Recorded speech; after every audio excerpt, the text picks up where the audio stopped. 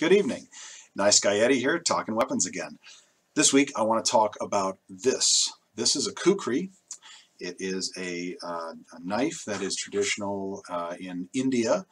And this particular specimen I purchased off of my ex-brother-in-law, my ex-wife's brother.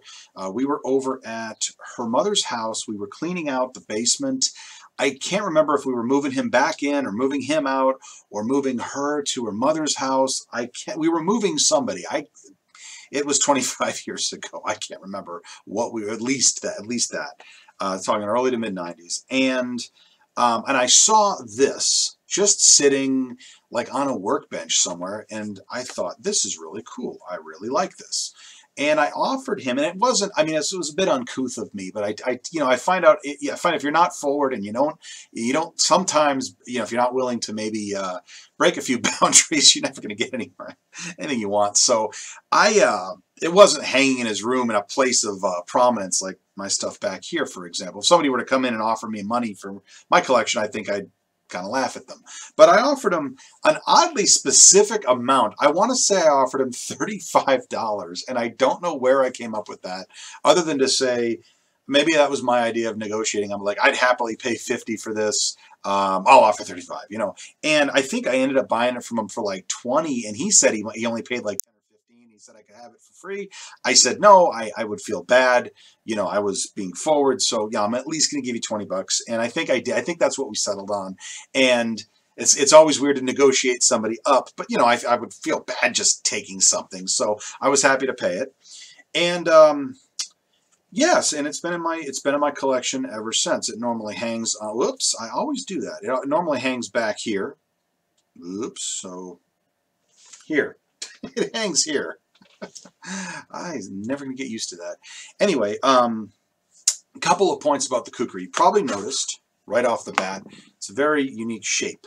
Has a curvature to it, and as you're holding it, it lends itself to the attack style, and its general use as a tool is not like a normal dagger. You wouldn't thrust with it, although you could. It has a point, but it would be very awkward. And you don't even really slash with it in the way that you would normally try to cut with a traditional, like a European style dagger. This is actually weighted almost like a small hatchet, and in fact it's very much a chopping type motion, and it's because of the curve, it actually is forward weighted a little bit, and you can get your fingers involved in it, but there's also a lot of arm and shoulder involved in its use, and that's because it's again, in the hand, it feels almost like a small hatchet and less like a knife. This piece does come from India. It is marked India. You can see there's been a little bit of decorative work along the blade. It does look like somebody went, and you can see it's a little bit on the ugly side. There's some work down here, especially up there, it's particularly visible. It looks like somebody went and tried to sharpen this blade on their own. Now, how good a job did they do? It'll cut. It cuts paper. It's sharp enough to do that. It's definitely in the category of would I grab it and whip my hand along it? No, I would not. That being said, is it one of the sharpest knives or swords I own? No, it's not. It could use a little more love on the edge. It could use a little bit of polishing. It's not quite starting to rust yet, but it's not. It's definitely got some wear and tear on it that could stand to be buffed out a little bit. So a couple of other points of it. The hilt, as this was a piece that comes from India, the hilt is made of rosewood. So this is wood.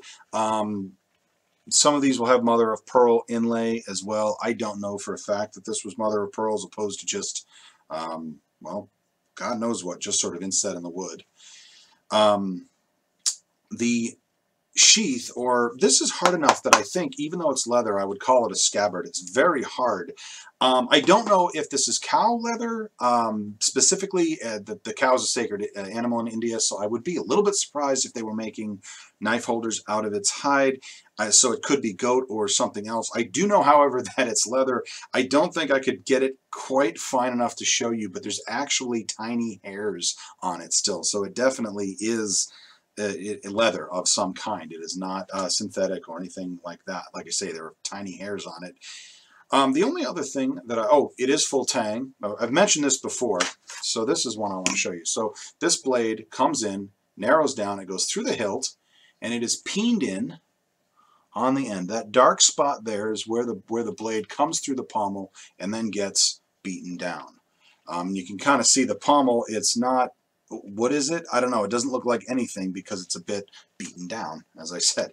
Not the most beautiful or attractive piece, but it's an interesting piece just from how unorthodox a weapon it is. The emblem here of two crossed Kukris, actually.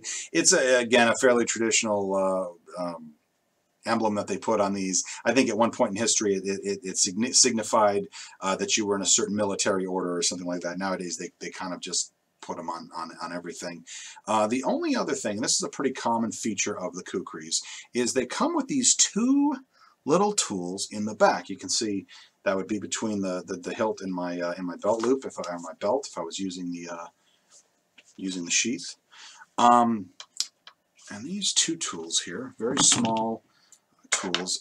This is the Carda, and it is meant to be a small utility knife, just a little cutting implement. This one is completely dull. So if I were to actually use it for its intended purpose, I would have to sharpen it up considerably. And this, and I hope I'm saying this right, is the Chakmak. And it is actually meant as an emergency sharpening tool. So, almost like it was actually described when I looked it up as a stropping device. So you would use it to hone the blade, similarly to how somebody using, like a barber using a razor, would hone that on a strip of leather, a stropping a piece of leather. So it's similar for that purpose. Again, my skills with that are not that great, and also the edge on this is not so refined that it would actually benefit from that. In any case, that is the Kukri. So hope you found that a little bit interesting, a little bit enlightening. If you've been finding these videos interesting, like and subscribe. I'm trying to put up a new one every week, touching on different pieces. The next, if I'm not mistaken, the next video will be of the two pieces directly behind me, the Bardiche and what was sold as the Claymore. Hope to see you then. Hope you enjoyed that. And until next time, later on.